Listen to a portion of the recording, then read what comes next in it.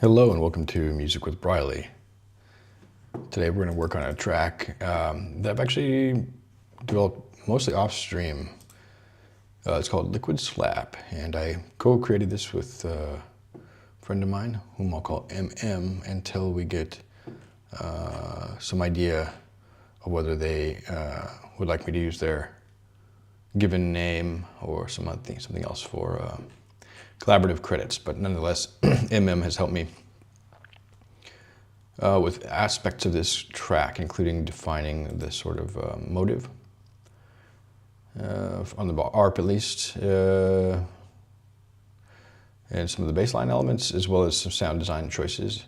And I carried it forward a little bit through the arrangement and into the late sound design automation stages. Now we're, I think, entering into and things like sprinkles and things like that, where also MM's choices, and we were kind of exploring our different options for instruments and presets and how to tweak those and all that good stuff. I think right now I'm going to focus on the final mix down and master. I want to kind of publish this track. I think it's pretty far along. So today, let's start off with a mixing, almost a mastering era, although as you can see, I'm kind of zeroing in on this ARP, probably to my detriment.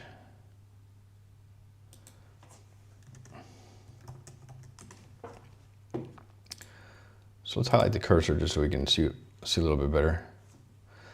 And listen to this from the beginning. Let's listen from a mixing and mastering ear.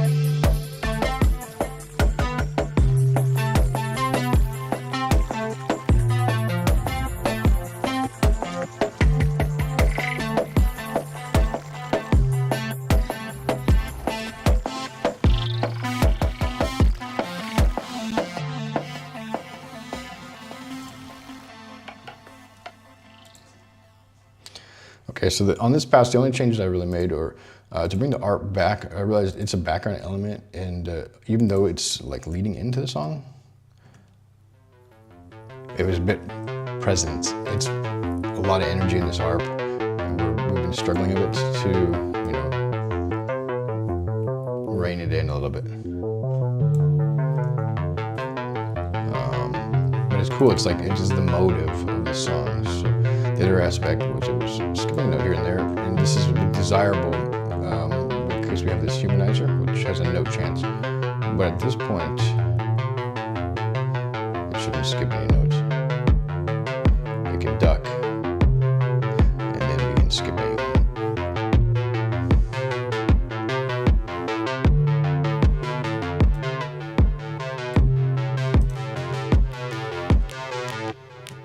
Actually, that's probably better than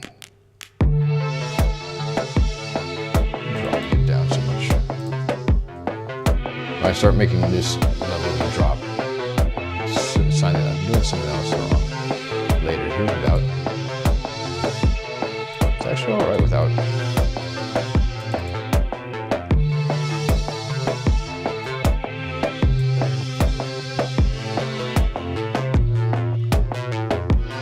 Have some sub bass in that.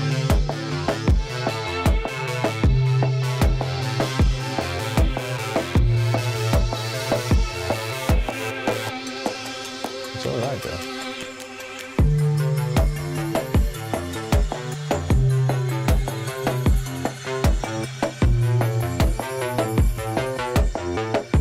And this is really great. Analog Lab Prophet 5. Got a little bit of unison there. Virgin, I think it was 5 voices. I dropped it down.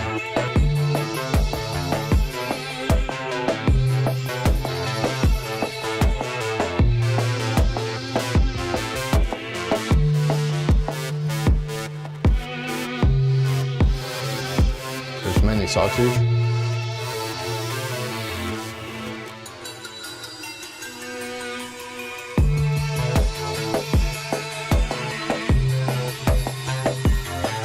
Got the full spectrum of harmonics. One drops close, some goes down.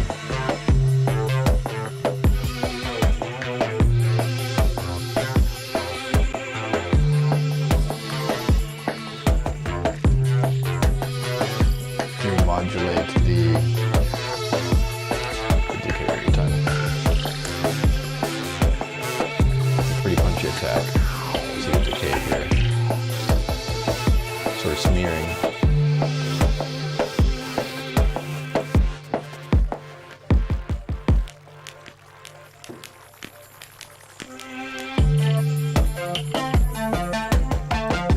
I wonder if I just duplicate these sprinkles.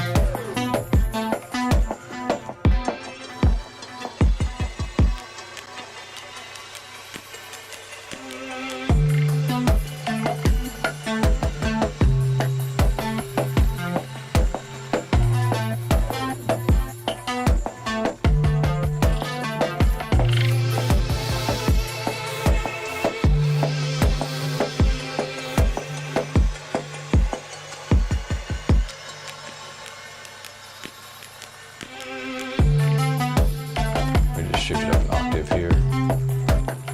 No transpose. I want to find a way of doing inversions. So using the quantizer,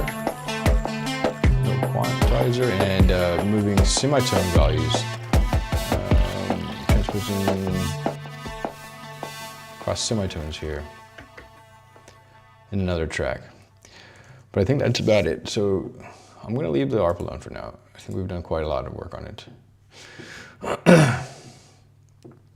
Let's just take a quick look then at the balance of the track, particularly at this loudest part.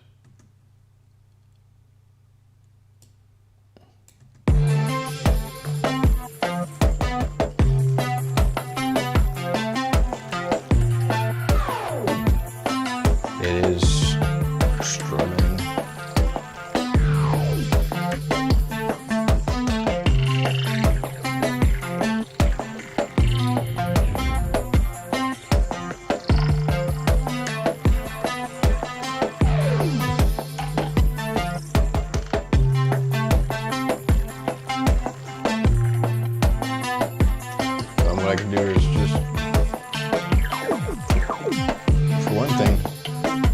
This is just rad. You can just, maybe I should let it loop like 4 times. So you can hear the variations. It's kind of cool. I like it.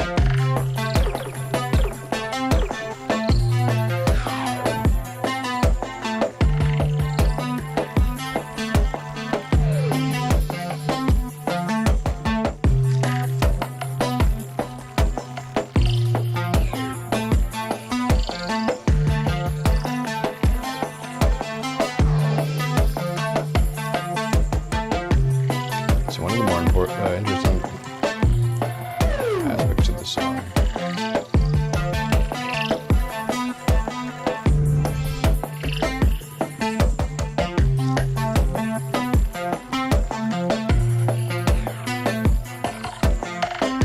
So I basically would like to leave.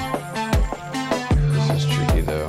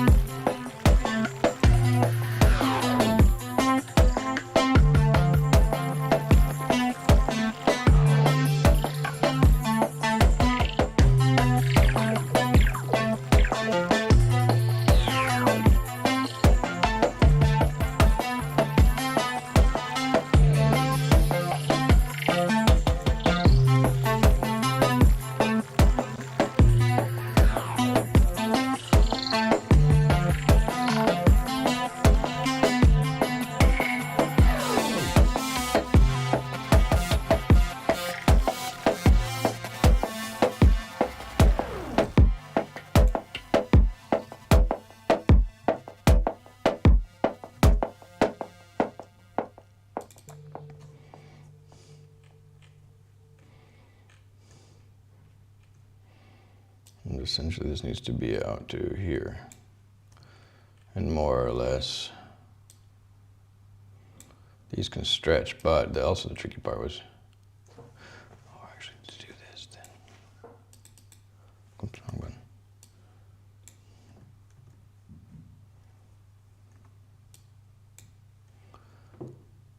Let's try it out.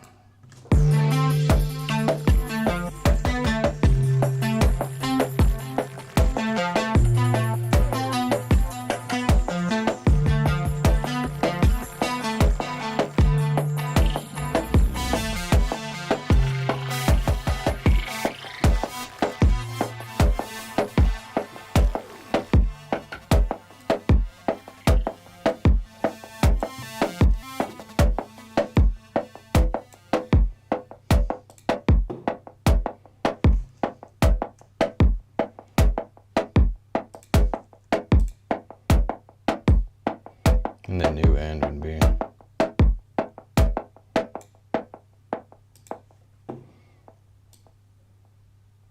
whoa, let's say here.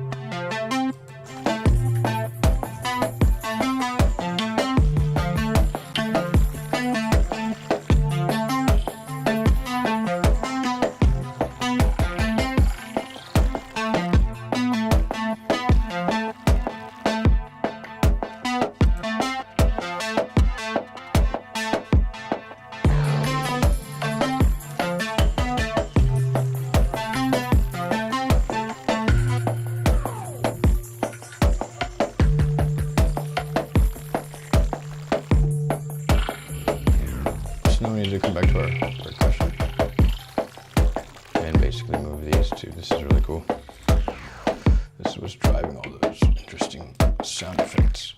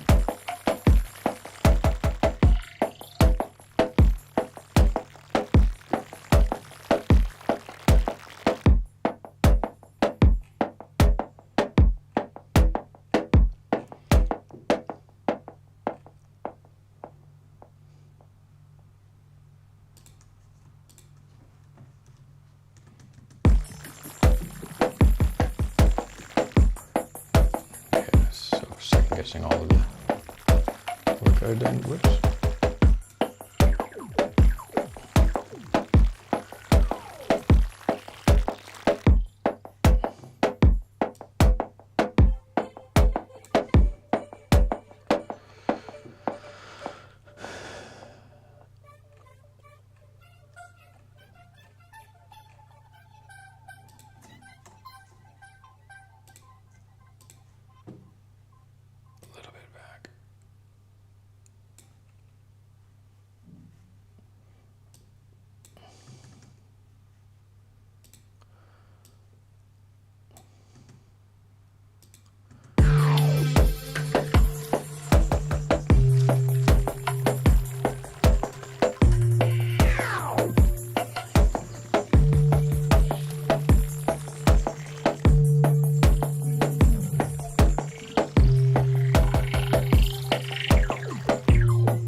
Actually, yeah, that's right. This bass doesn't even go in here because it's a bit disruptive.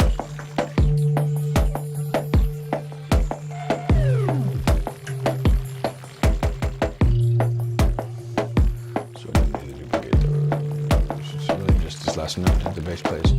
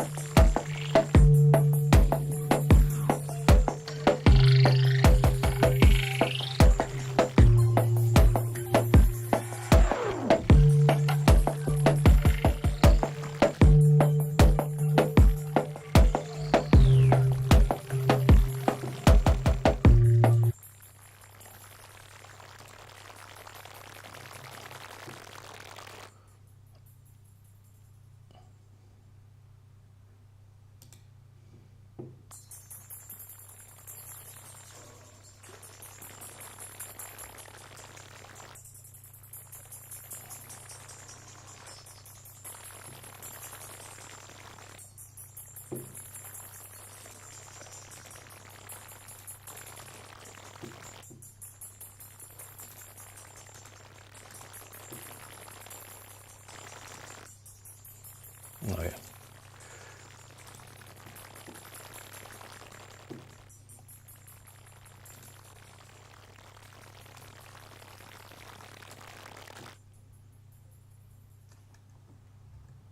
Oh shoot. Doesn't work that way.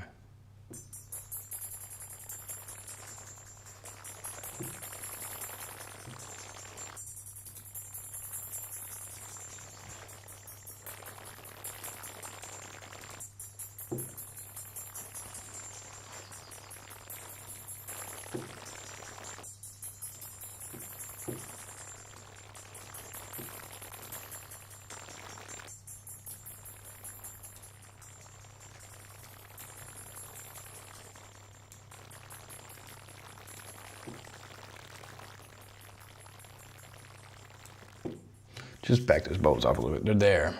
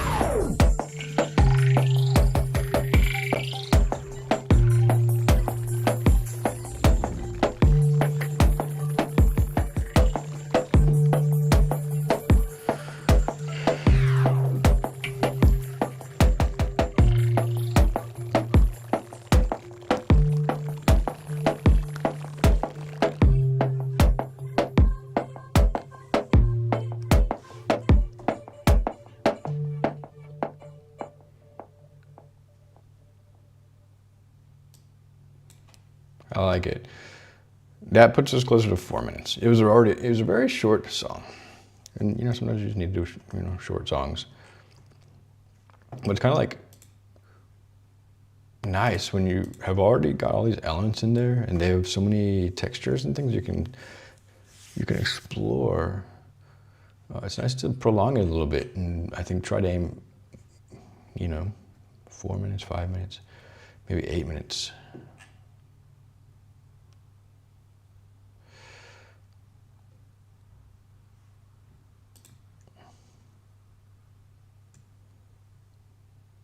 I have an idea though.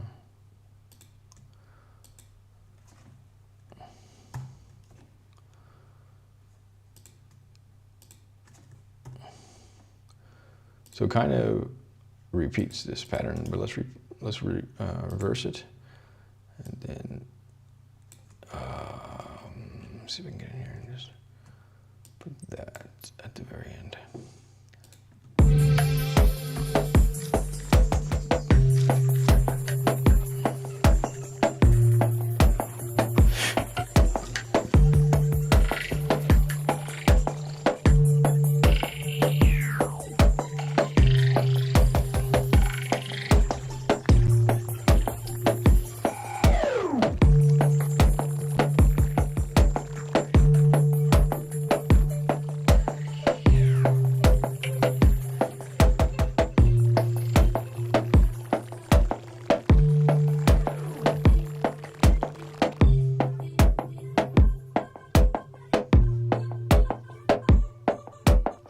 There we have an overall arc,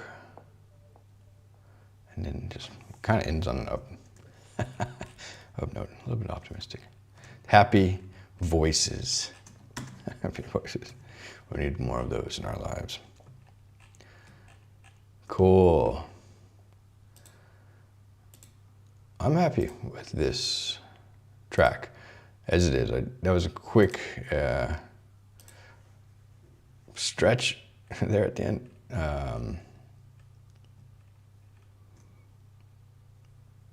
But I think it kind of came out nice, and it gave this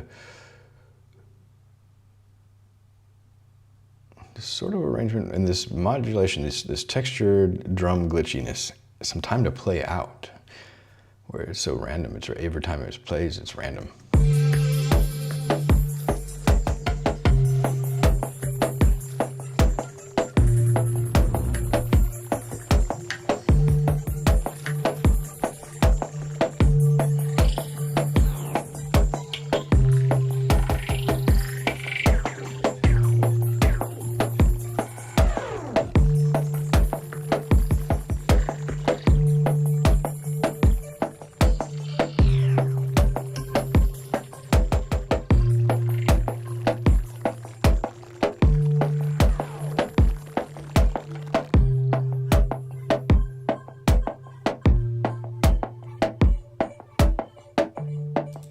Oh, there was a reason. Wait, ouch. Let's hear where that's coming from. So I'm gonna go in a little bit back. Let's go right before the break.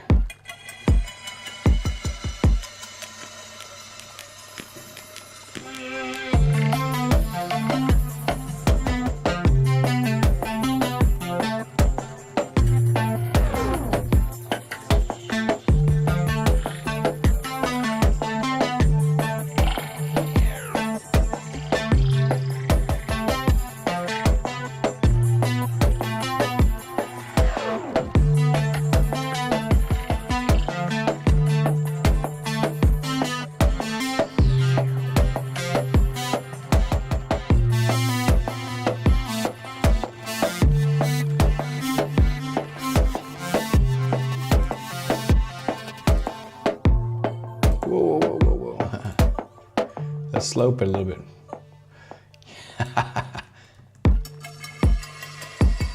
It is bright. This is what Eminem was saying.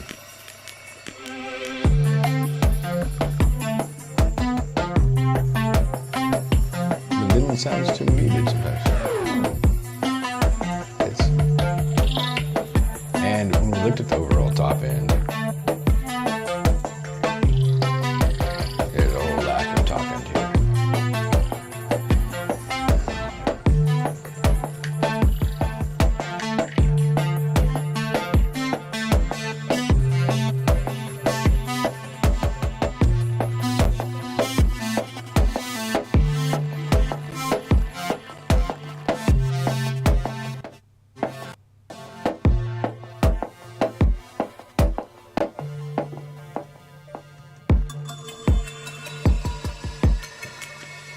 Not bad though, they're just smooth.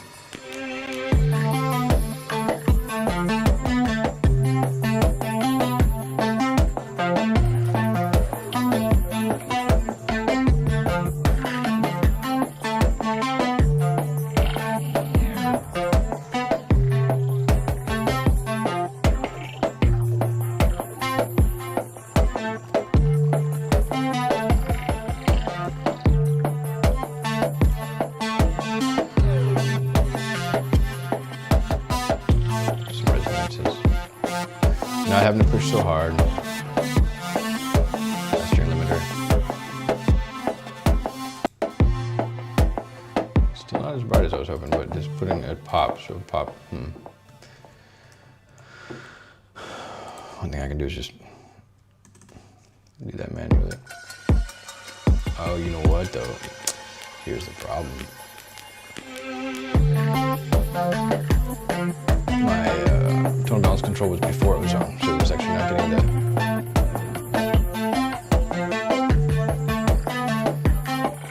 post process, the mastered signal. I think this is nice. The arc, which is the earworm, somehow it gets in my head, it gets in my ear. It's there, it's not too bright.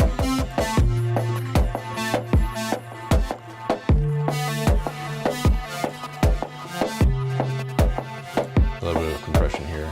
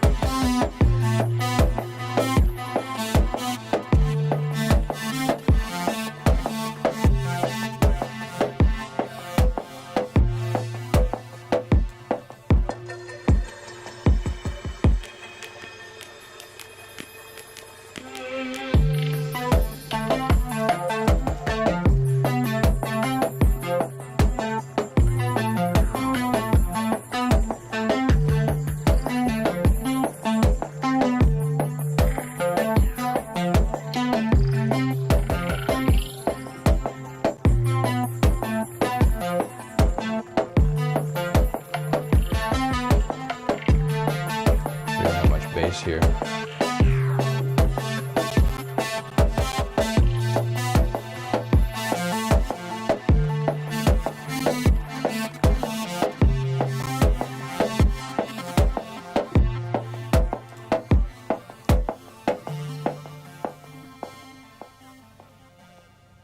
And that's one other little thing, little detail we put here was this shaper box on the ARP, which does start to come in. Ah, man, it's hard. Analog Lab, shaper box. Starts to glitch it out right here. It's kind of nice. You can hear it coming at the end there. In fact, I might move that a little bit earlier.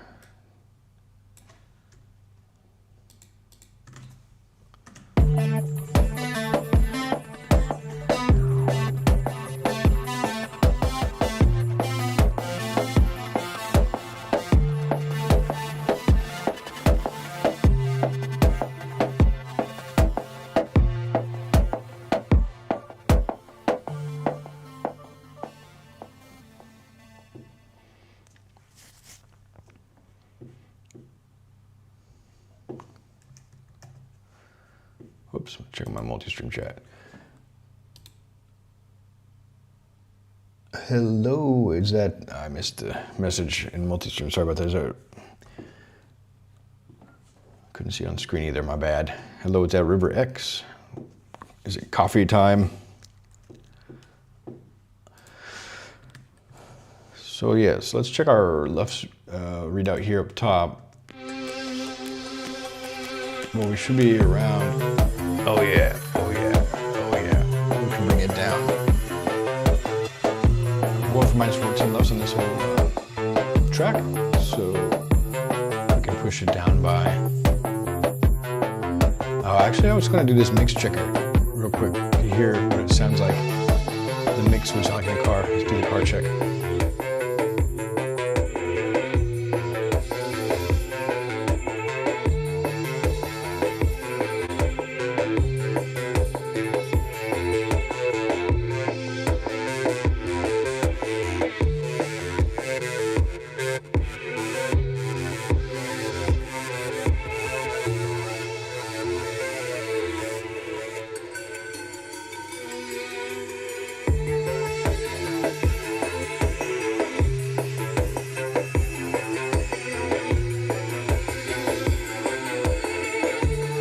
A lot of that high end goes through here.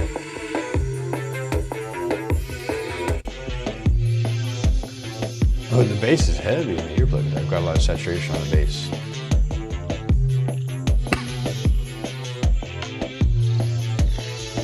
Let's hear what else is in there.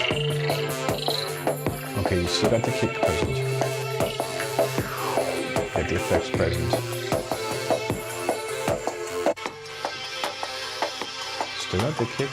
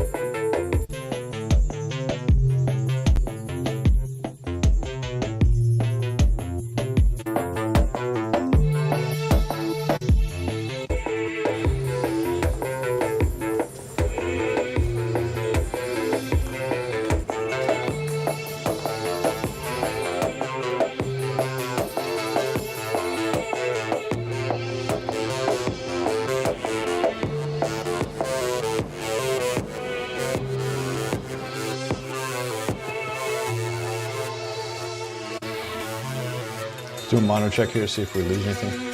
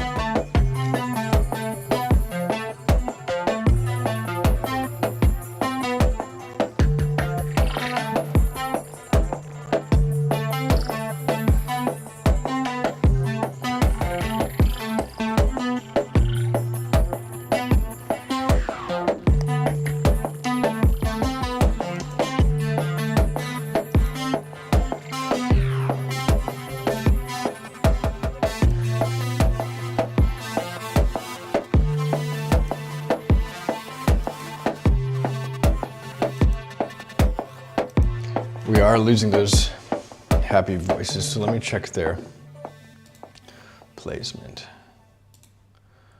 That's one thing you lose in mono. So I might have just overdone it on the mid side effect here. I didn't, yeah, I took down the mid too much, okay. In fact, since they're the happy voices,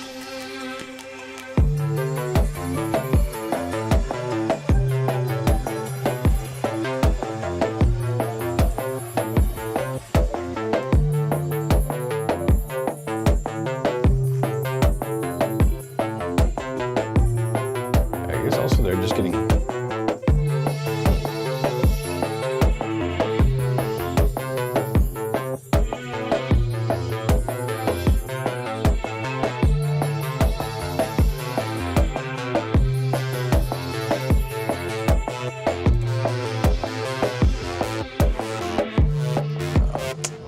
get to a place where they're playing actually.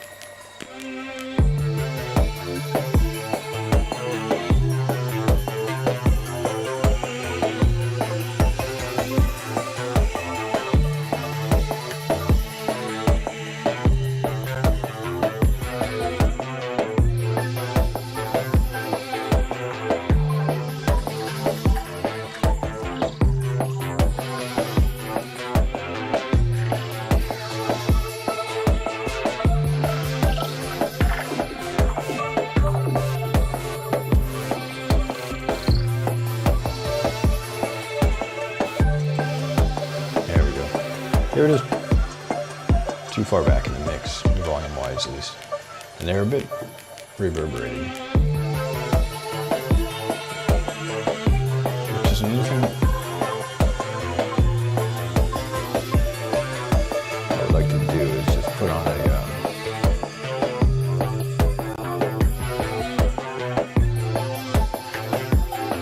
hey, reconsider it, how are you doing? Welcome to the chat.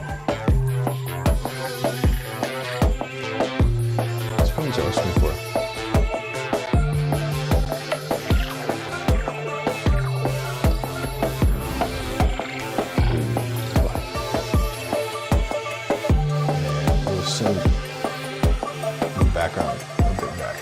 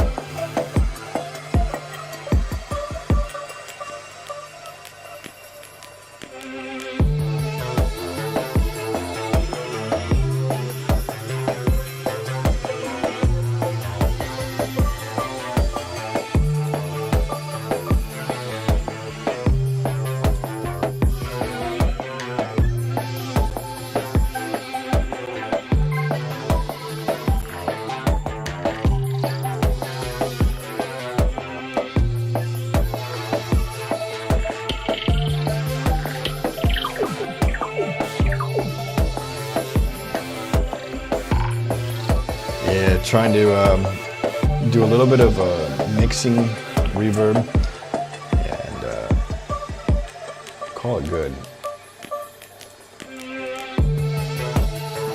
Just a little bit.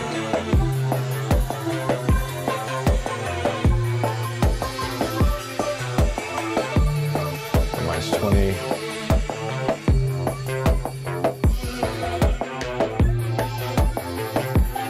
Bring the happy voices a little bit forward in the mix.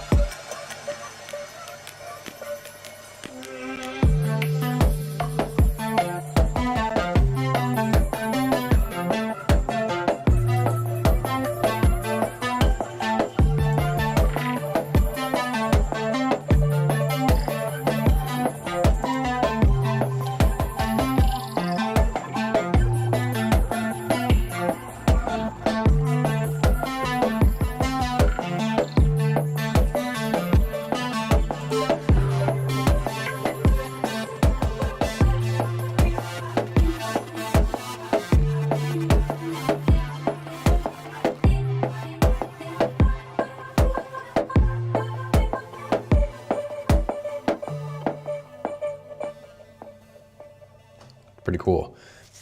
I like it. I like those voices. They add a nice texture. Okay. So one other observation I was making is our LUFS value. Let's see. I'm just going to back that down. 6. So ozone is having a tendency to put me up towards 8 LUFS. Maybe that's the desired common industry target. I don't know. But I usually need to just back it off.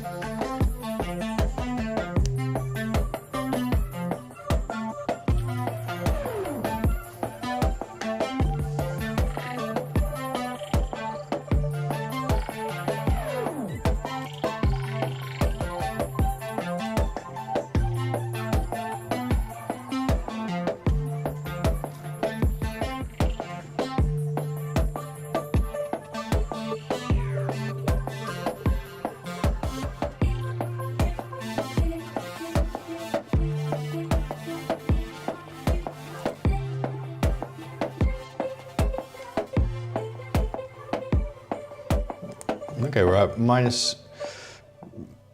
well, it's short term, but it's not integrated across the track. So let's go ahead and bounce. Let's go ahead and try bouncing here. So what I'm going to do is I'm going to put this, you mean loudness meter, right?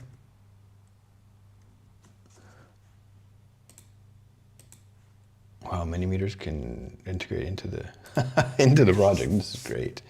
Our song is about 4 minutes long. Actually, just a little over 4 minutes, so we'll go ahead and do that. I'm just targeting a common LUFS target. This isn't any sort of orthodoxy or whatever. Just on this album, and I want the album to be consistent, even though different songs may have a different vibe. So common target, minus 14 LUFS. And my loudness range, I'm hoping, is less than 10, but more than 5. So then what we're gonna do is save this and get ready and bounce, export audio. This one was a bit unconventional, and let me double check. So then we wanna do the whole arrangement. Let's see, 77 is basically the end where everything, all the tails should, I should check this actually. All my audio tails should end basically at 77 is what I'm aiming for. So the arrangement ends at 76, yes. But I have some stuff happening.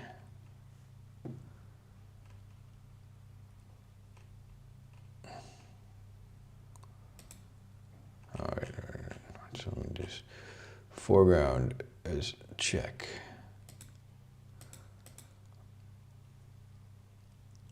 Volume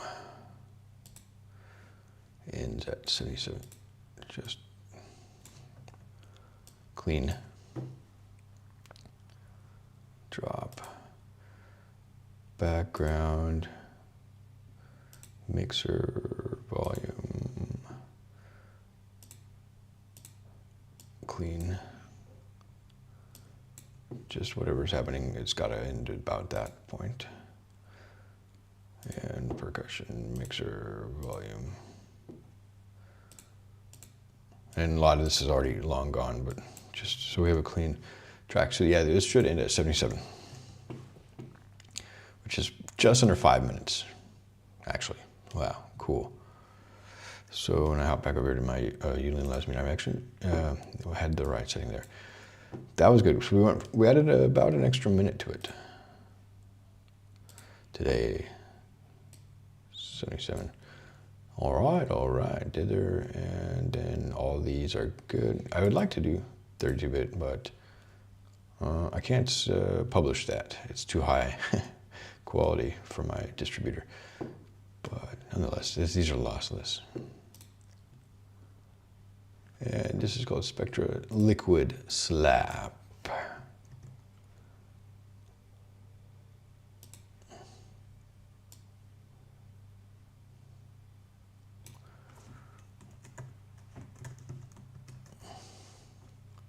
So we're coming along here. 1, 2, 3, 4, 5. This is the 6th song on the Spectra album.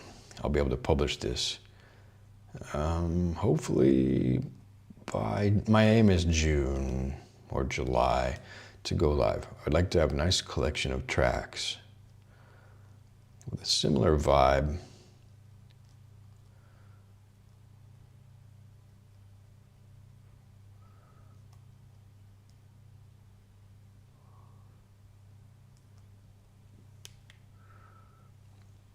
This is the least interesting part. It's really just fiddling with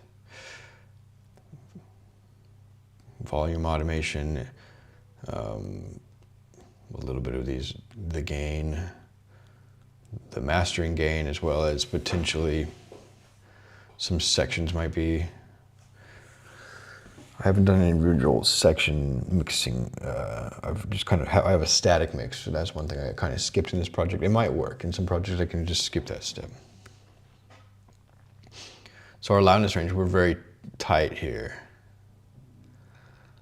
And it's looking like I'm going to at least be able to add 1 decibel to the mastering chain.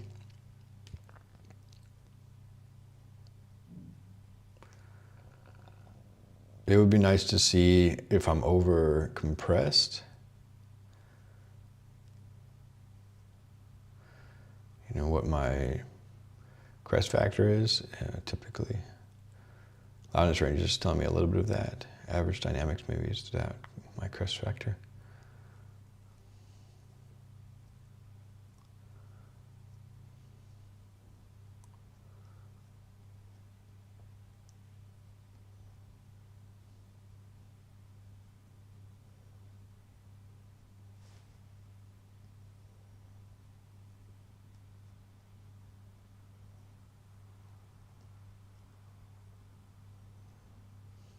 But yeah, it's actually really static, and it doesn't quite have an A-B to it. It's more, this sort of song is just A repeating, but building.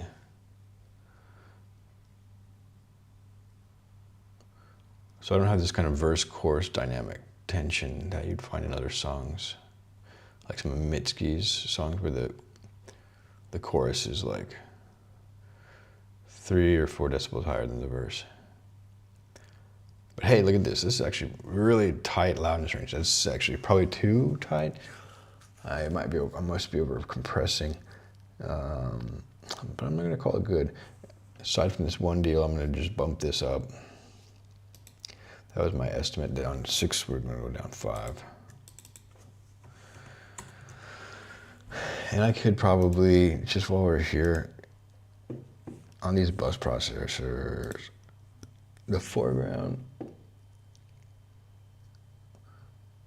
compression ratio is all right. Background compression ratio, the threshold, minus 25. And the percussion.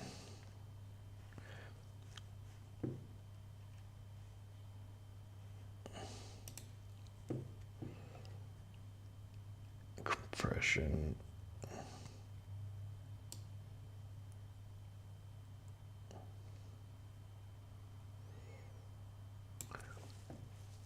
Oh, you know what? This isn't even compressing. These are muted. So all I'm doing here is EQing, and the EQ is just pushing. Oh, dang.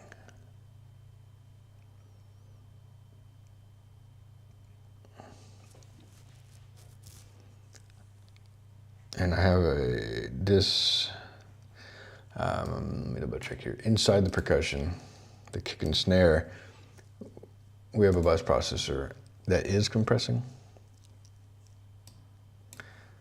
And it is clipping also. And it is saturating. So I probably don't need the additional saturation on the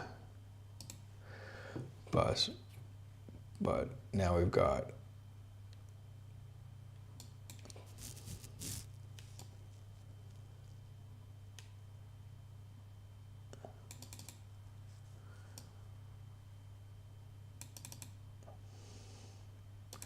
I'm just going to switch them. I'm going to use the compressor here, which also uses the EQ.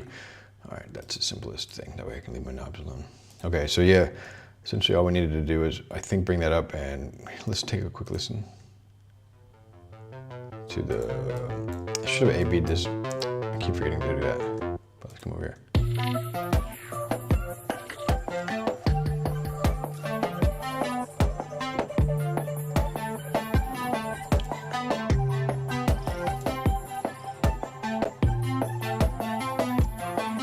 Just a little bit of downward push. You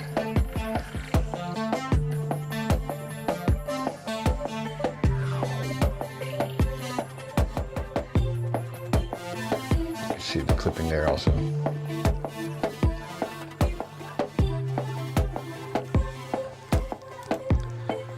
All right, let's go for it. I like those voices, those are so cool.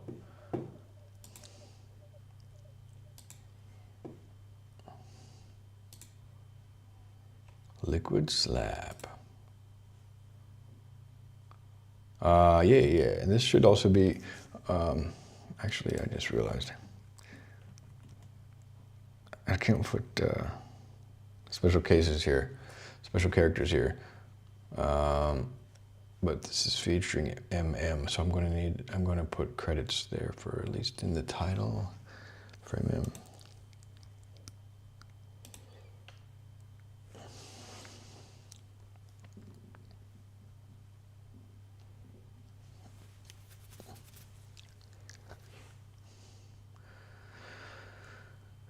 Yeah, and I've heard through the grapevine some people are experiencing Bitwig 6 export times taking longer.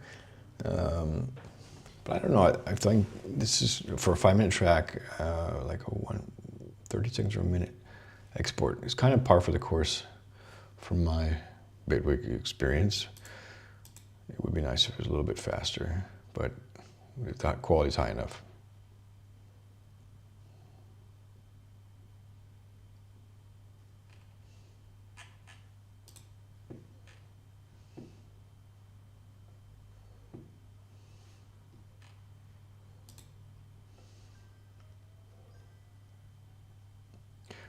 Hey, reconsider it. This is called Bitwig Studio.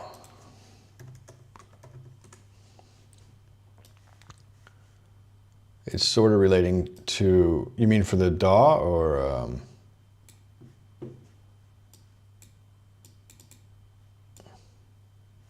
Let me just do this.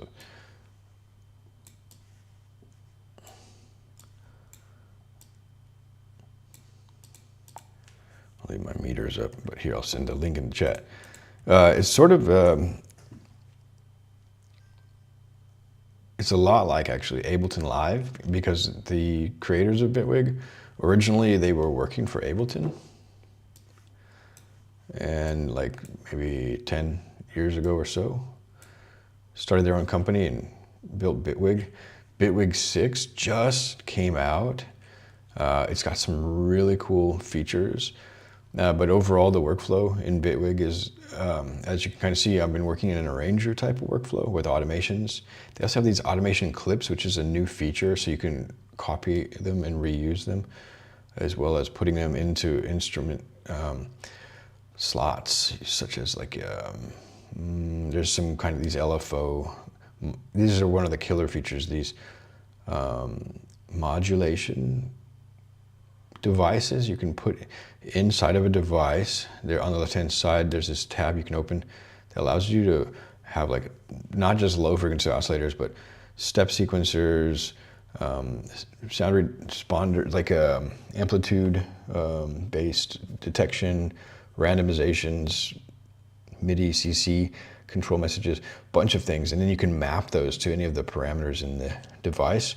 Or you can put one of these at like the track level and map it across devices, or even at the project level and map it across devices on the whole project. It's nuts. It's like a superpower. Also, it has like the grid-based flow, so you could do live performances or sketching out, block-based sketching. It's just got so many really nuanced features. Yeah, I really dig it.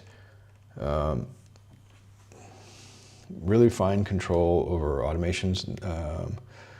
Just even the aesthetic of it is really important for me. It's just nice to have a tool that works good, it looks good, but works good as well, because it's fairly stable. I mean, I haven't had any crashes or data loss issues that come to memory. Even when I'm trying out the beta builds, when they were coming towards Bitwig 6, there was a few issues, but nothing like, no showstoppers. One of the gripes I have about it, and it's got this thing, the whole thing is based around the paradigm of modular or semi-modular. So you have these racks of devices that are semi-modular, they snap together in sequence like Ableton.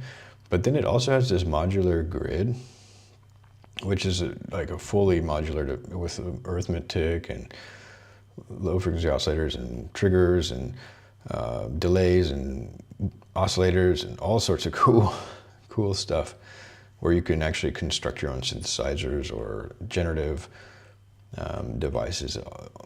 Like, it's just, the depth of Bitwig is really cool. It doesn't quite have the same ecosystem as Ableton. One thing that's really lacking that Ableton has is that Max for Live, where you can actually start programming devices and then sharing those out. With Bitwig, you can create presets and share those. The other thing that's kind of annoying to me is, I bet it's so common. They have the subscription model though, where the price points are pretty high, and then the renewal is about half of this every year, a little bit less, and if you can get it on sale. So yeah, it's an investment for whatever version you get.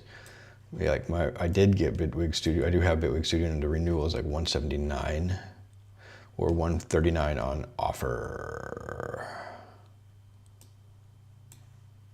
The crossgrade is worth it. This is a good one. Crossgrade pricing, but it's a little bit frustrating because the annual subscription means they're not as incentivized to make releases. In other words, like the Bitwig 6 release cycle got really slowed down.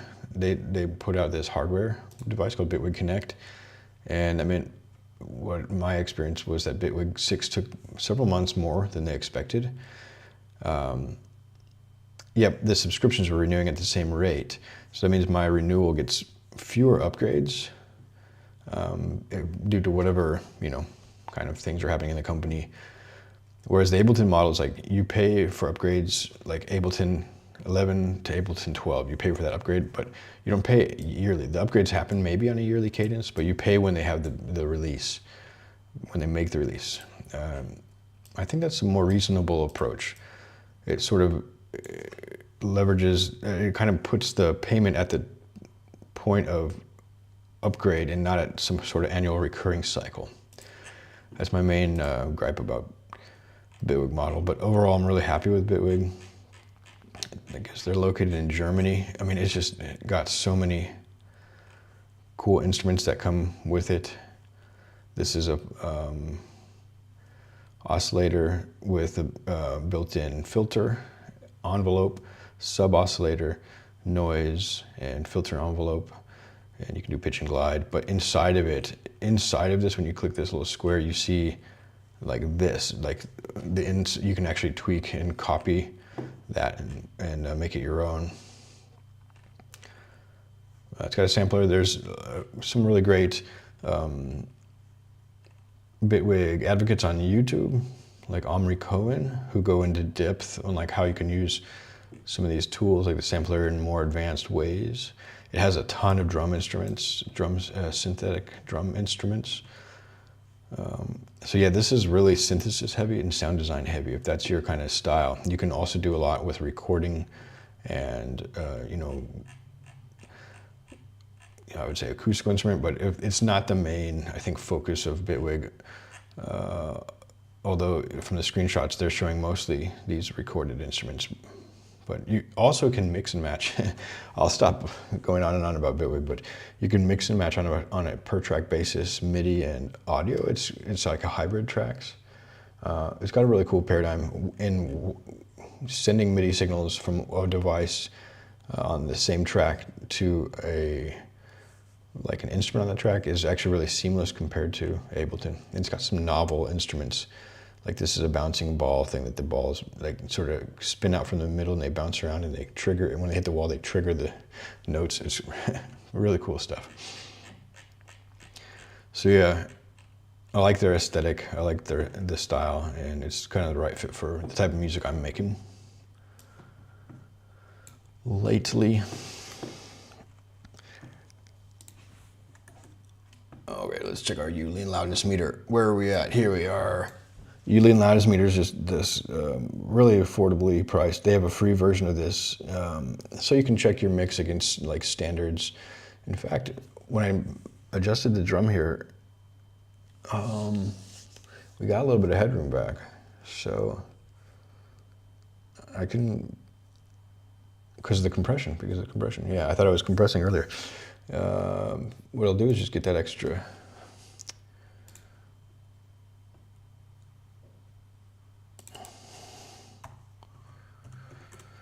Very cool. So yeah, our mix is a little bit tighter.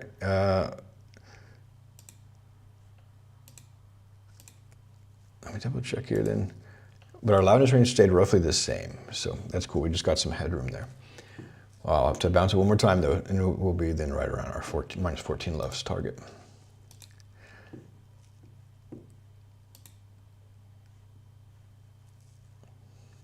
And what I'm going to do is just, once I've got this balanced today, I'm going to upload this to SoundCloud.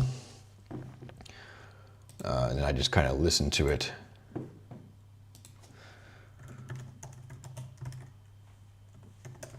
Listen to it in different environments, different devices, which I kind of did earlier in the stream today using a simulated thing. I'm going to pop that back over here, but I'm going to upload it here, soundcloud.com/Briley. And I'll put it, I'm working on EPs, albums basically. This is an album. I haven't put a playlist together for it. So it'll just be here on the recent tracks. And these are all free to download. It's all Creative Commons licensed, so feel free to download and share. And so this, I believe, yeah, this new album starts here. 1, 2, 3, 4, 5. And this will be the 6th track. So yeah, this is where I'm at. And this is my staging place, and then I'll distribute it to the other streaming platforms. What kind of a DAW do you like to use? Reconsider it. Let's see, now we can see some, we're getting a little bit of red. That's desirable. Another thing that's cool about Bitwig is they treat Linux as a first-class citizen.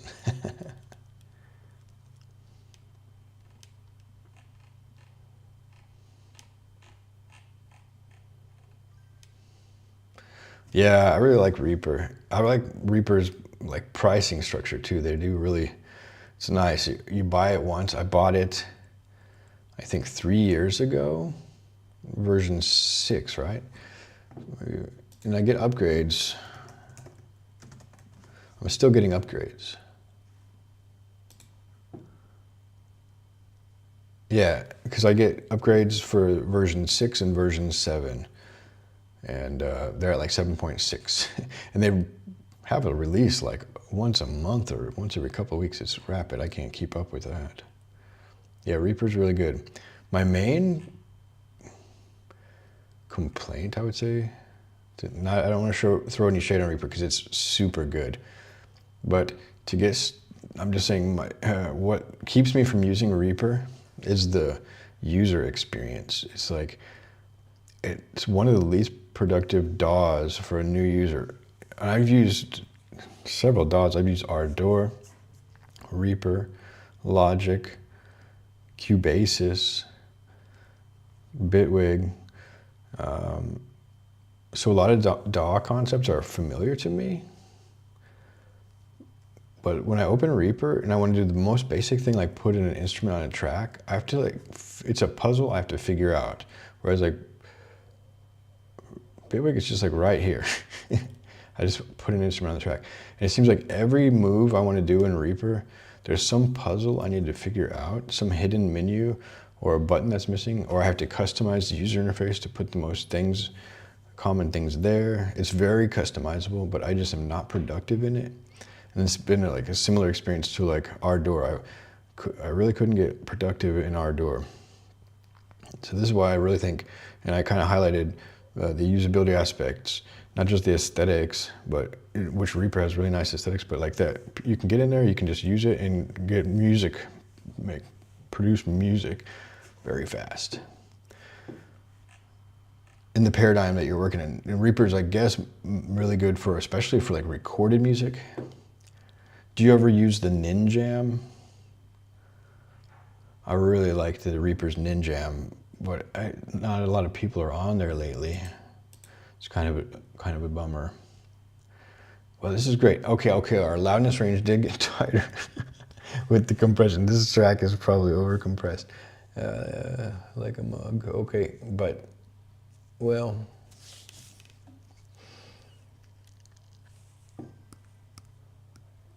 yeah. I know Reaper's like super powerful. It's got so many features and continuing development, but I just think it's developed like by one primary developer, probably, maybe a couple, and they're like engineering focused and they're not usability focused. And you got to balance those. You got to have somebody in the team who's just real heavy on usability, on like, what are people doing with this? What are their workflows? What are their pain points? How can we make that easier? What's the most common things we need to surface for people? What should be the default settings? What should be the default layouts and buttons? You know, those type of things. Do we need to do a UI refresh, like a completely reorganized UI? I think Reaper really needs that. Those defaults, sensible defaults, a UI paradigm shift. Piano rolls, right. Yeah, that's cool. And if MIDI's not your workflow, of course you wouldn't need to have learned that. But yeah, that's helpful too. You can then start using a lot of these VSTs, instruments. That's cool. And it's no shame in the game. We're always, you know, basic users in a lot of ways. So like, you know, everything we learn that, oh man, there's a lot of depth to that. There's a lot to learn. So we're, you know, every day we're learning and keeping a beginner's mind. So that's cool. And we learn what's relevant at, you know, when we need it. Like if you haven't needed the MIDI roll, piano roll yet, then that's cool. You didn't really need to learn about that to start making the type of music you like to make. Ah, okay, cool. Oh, wow. Yeah, VSTs, there's a lot of cool VSTs. It can be a bit of a rabbit hole also. Yeah, thanks. Let's see. What kind of music do you usually like to make? Are you like recording like vocals, guitar, like bass? Are you in a band, for example?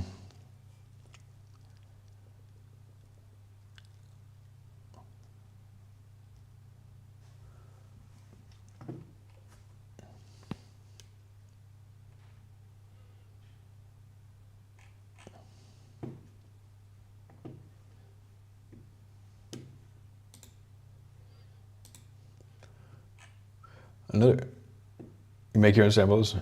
Okay, yeah, cool. Yeah, and another cool thing about Reaper, it does have a scripting environment. It's like this, I think it's like a JavaScript-based scripting language. So you can do a lot, and re-effects is another one. You can, it comes with a lot of bundled effects, which is nice. MIDI stuff too, yeah, that makes sense. What kind of MIDI stuff? Because usually then you'll need some kind of an instrument.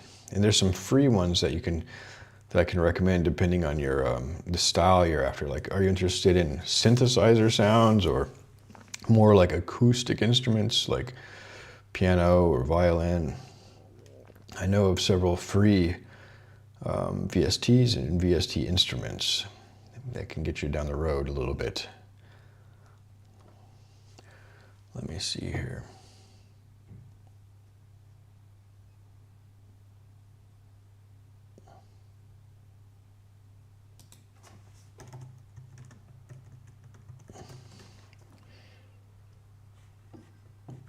MIDI instruments. Yeah, that's true.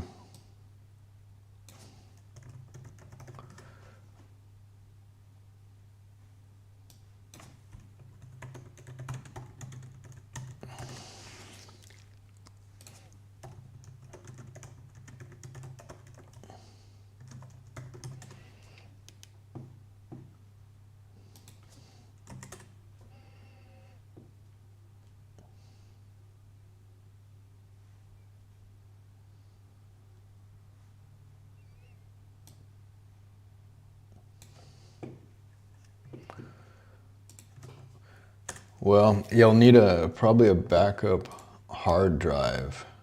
You'll need an external hard drive most likely, unless, are you working on a laptop or a desktop?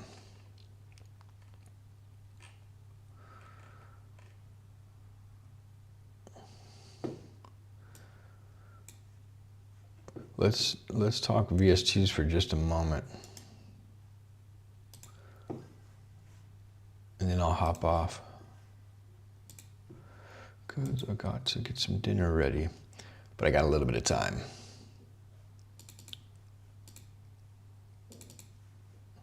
Let's see, what's this? Here we are. So here's an example.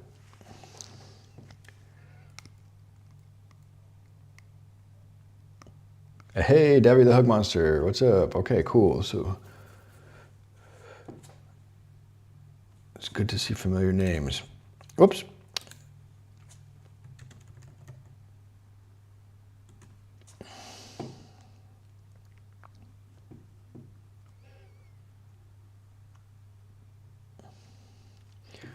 So for example, one of my favorite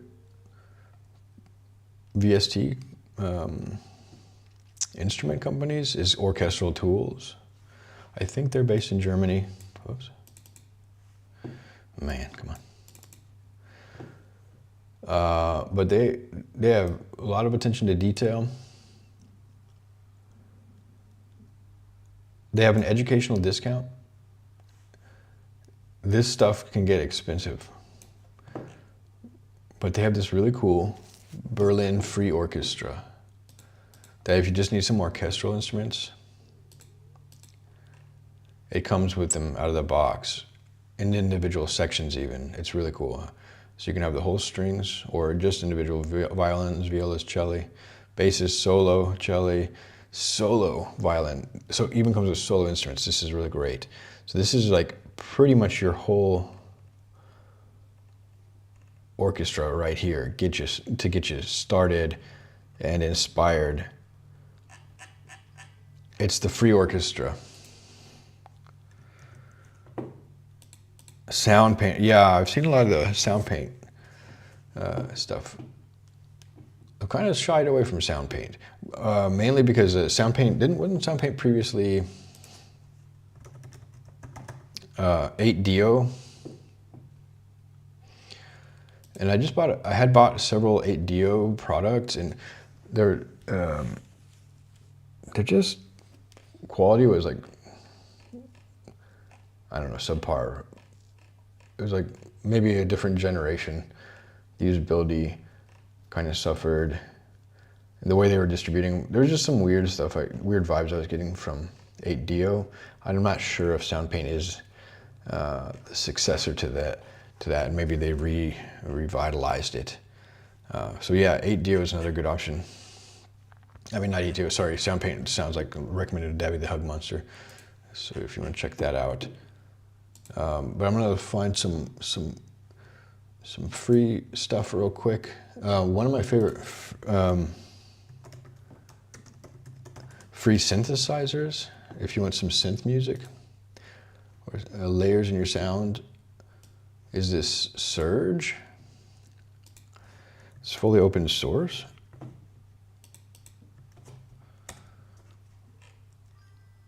Oh yeah, I love Arturia.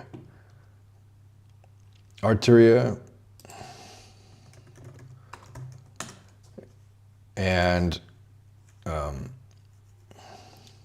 we going? Softtube. They are crafts people. Arturia makes these really excellent, everything Arturia does is really high quality, but there's a price that comes along with it. But there are some, I don't know if there's some free things here. Pigments is this synthesizer. Yeah, so I'm gonna emphasize more the free stuff, but Softtube based in Sweden, Arturia I think based in France. I've been using a lot of the Softtube lately for my mixing and mastering workflows.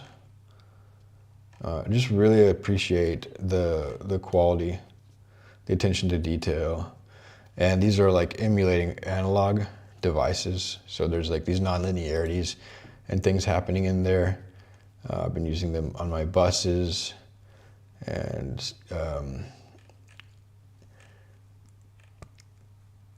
to add saturation,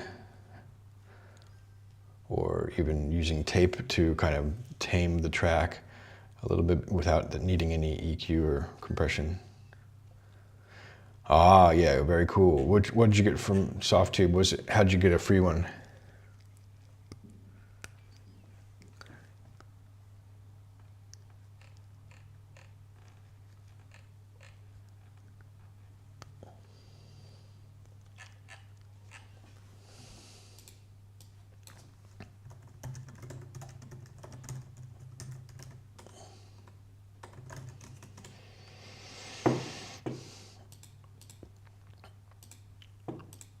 I'll pop soft tube in there.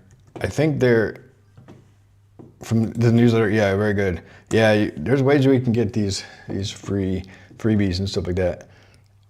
What was the soft tube one that you got? Was it the that reverb? The what was the name of that reverb? Yeah, I can't remember. They even have some of these vintage modeled synthesizers, but you can see the prices can be for surprisingly high, as much as a DAW for these plugins. It's kind of funny the plugin marketplace does that. So I always wait for the sale. I always wait for the sale.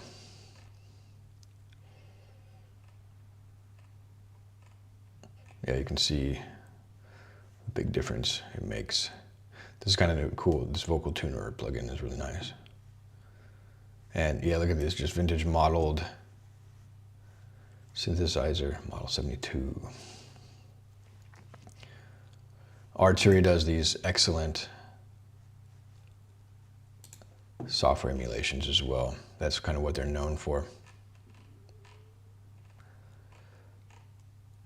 And the augmented series that Debbie the Hog Monster mentioned, these are very cool because they're basically hybrid acoustic electric, the augmented series. So here's the latest ones, some sort of East Asian instruments, mallet instruments.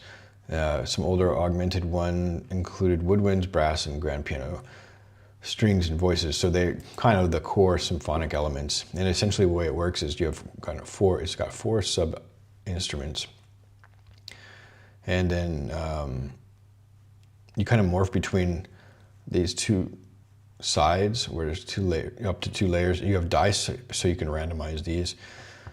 And there's a lot of parameters though. The morph knob is what kind of blends between your electric and acoustic aesthetics. So particularly if you're doing minimalism, where you're more focused on timbral transformation than maybe than arrangement, it's really a superpower. Behind the scenes, it's got some advanced effects, built-in effects chain. I'm trying to see if they would show us the other screens. I don't see them here, just some artists, or like a walkthrough or something. Here we go.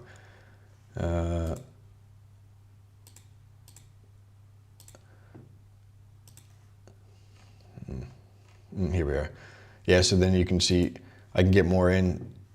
When you go over here, you got the play page that was the front with your two sides and the morph knob. Then the layers, here's at the effects tab where it has basically multi-effects that you can put on there. Here are the layers. So layer A has two sub-instruments, and then you can map them to the range. And these are typically the acoustic instruments. Filter them, tune them, all these, and a few nuances. And then this is I guess the cross, each one has a filter bank there doing different filter types. And then on your synthetic layers, they can be noise sources, synth sounds, and you blend everything together to your taste. And then it's got one of the really cool things that the consistency across products that Arturia has. So once you learn one of these augmented ones, for example, the other ones, they just work the same. And even these user interfaces are working across their product line for like the V collection. So you have these, once you learn how this randomization and velocity, arpeggiation and stuff work, then you just can do it in all the other ones. And another one that's cool is I believe it's a polymetric arpeggiator that you can set a different loop length for each of these rows, if I'm not mistaken. That means that this one will loop faster, and you'll get these permutations of the three rows that is basically the whole thing cycles as a unit at the least common multiple of the lengths of the three. So you're not limited to something that permutates or mutates or morphs every 16 beats or whatever your speed is here, your rate, but it can prolong that quite just by even moving this to an odd number, something like that. If I recall correctly, you can do that. So it's one of the more powerful sort of arpeggiators as well as these different like LFOs and silicon envelope to control the sound. So yeah, these are really fun and easy to get, like just inspiration machines. Surge XT. Davi, what are some free plugins or instruments that you would recommend?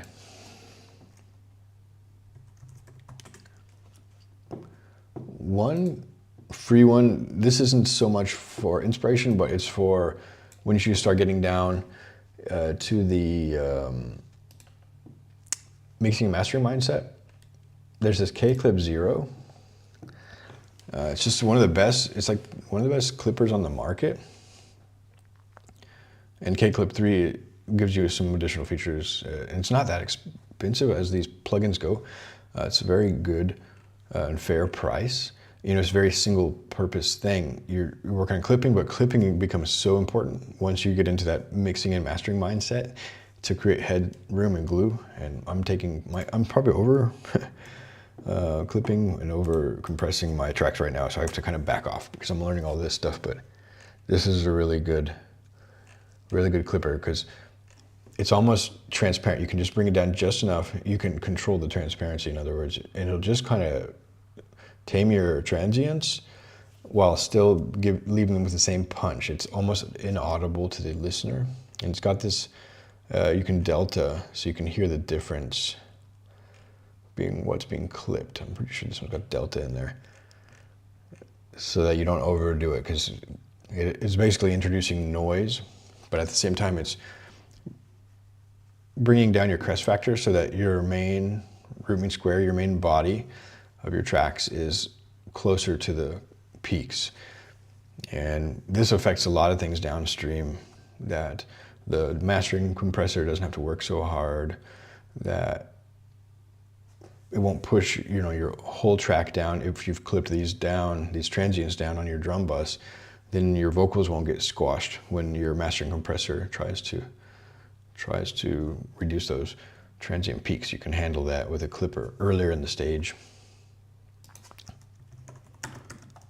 I don't fully sort of follow this workflow, but there's a lot of information here. I haven't watched the whole series yet about Clip to Zero, about considerations during your production process, how you can bring in this like kind of a more mixing and mastering mindset earlier in production, and have awareness of how some of the production decisions affect your overall mix and might even be harmful. And one of the main takeaways of that is just be aware of dynamics early, and you know, get things that you can see the signal really early, like clippers, oscilloscopes, Blue Cat.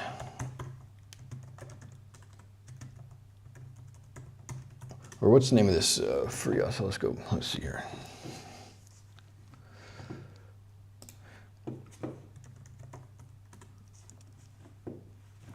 Whitecast. Yep, did it. I thought that was gonna happen. Let me find this real quick.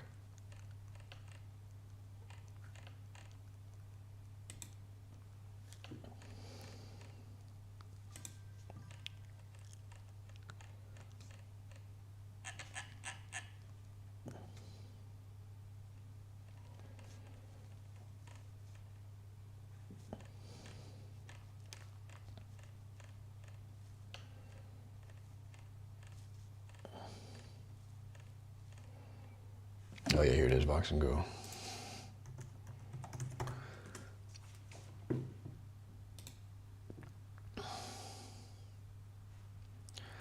There's this really great plugin called Vox and Go Span.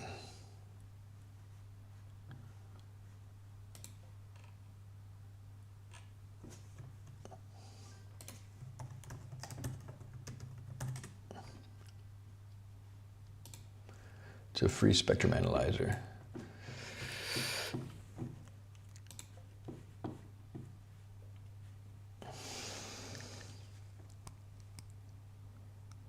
Yeah, Meldub. Okay, I think Dabby, you had recommended Melda to me before.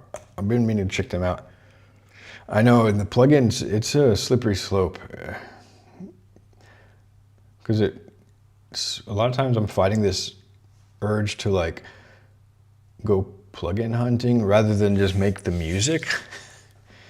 And yeah, even like Bitwig, it comes with everything you need. Like everything I need is pretty much in Bitwig. It doesn't have, it even has some orchestral instruments in it, like a piano. And so I pretty much could just stop there. It has an oscilloscope, it has a spectrum analyzer, equalizers, saturators, you name it, it's got it, you know. But anyway, and I'm sure Reaper is like this too, because I know Reaper comes with a lot of included instruments.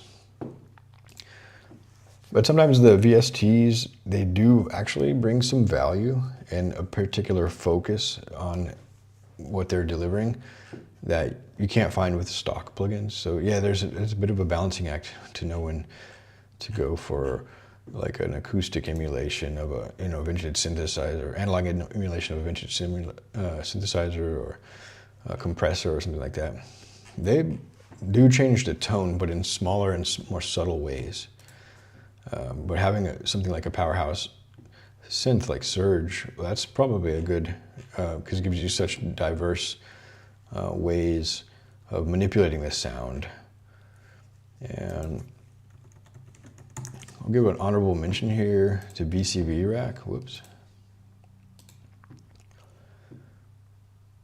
It's like a whole modular environment, and it's its own paradigm, modular. And there's this massive library of 4,000, let's say 3,600 free modules for this environment that do all sorts of weird and crazy things. This is its whole own world. And I've been doing some music with BCV Rack. It's been a while, but I might be getting back into that. So far though, Bitwig has been the kind of combination of this sort of modular environment with also the ability to do sequencing and arranging and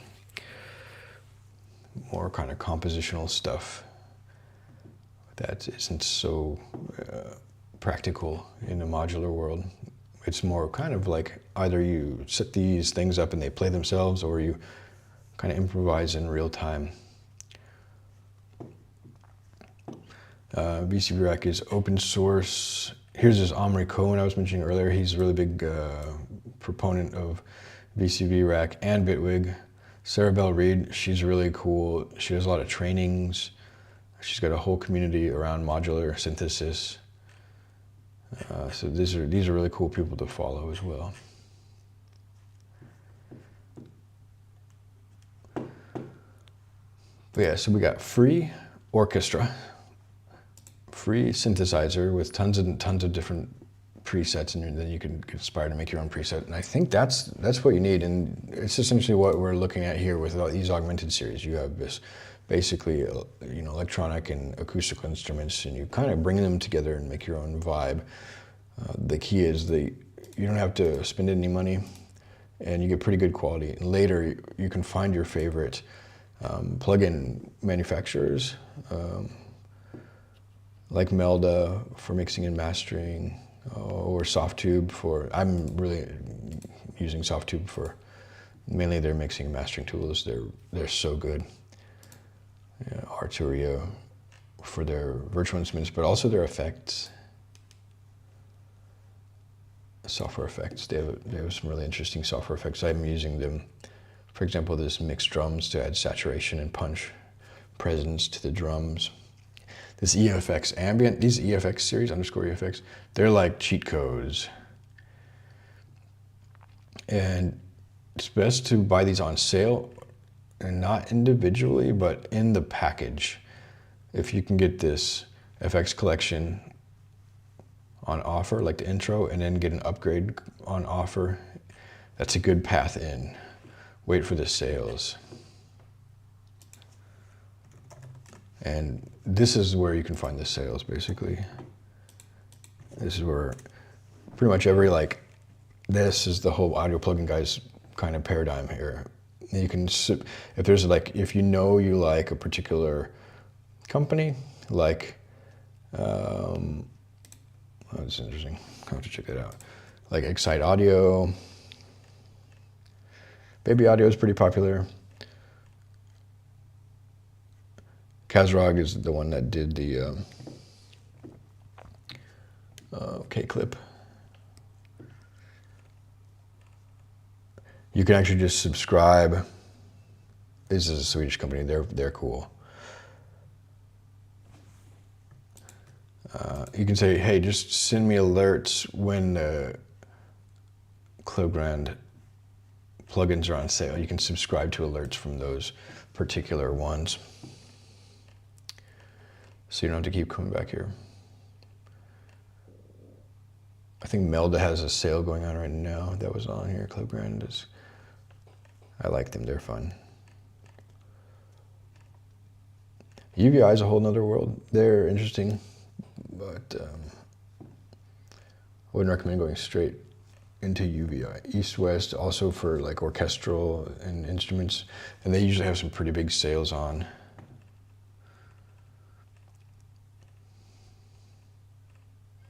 But yeah, you can see just like what Davi was mentioning also, like how tempting all of this can be.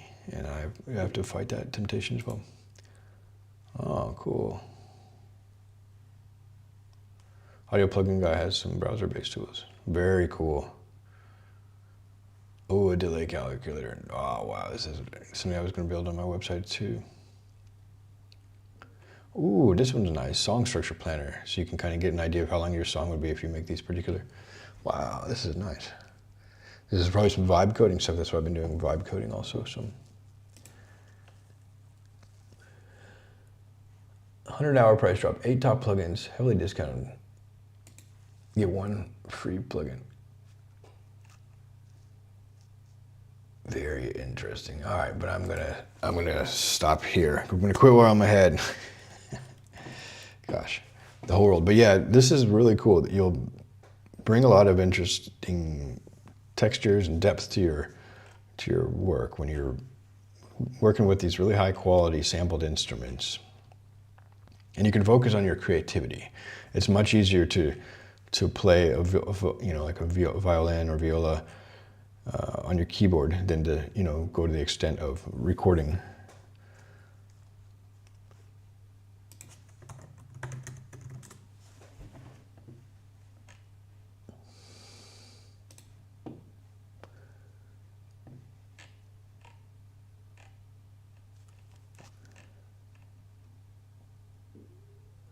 Very cool. You can do surround sound. Wow, with Reaper. Interesting. Here's the MIDI. Retroactive MIDI recording. Hey, this is cool. Very cool.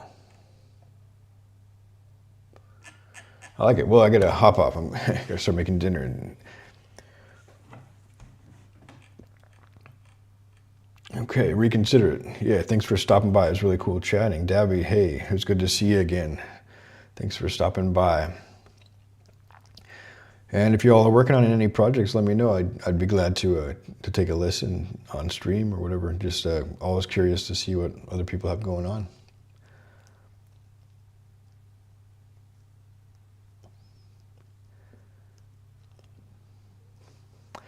So what I'm going to do real quick for the outro is I'm going to set up synesthesia, and I'll just play the track as it is. Bear with me 1 moment. I'll be right back, and we'll play the track out.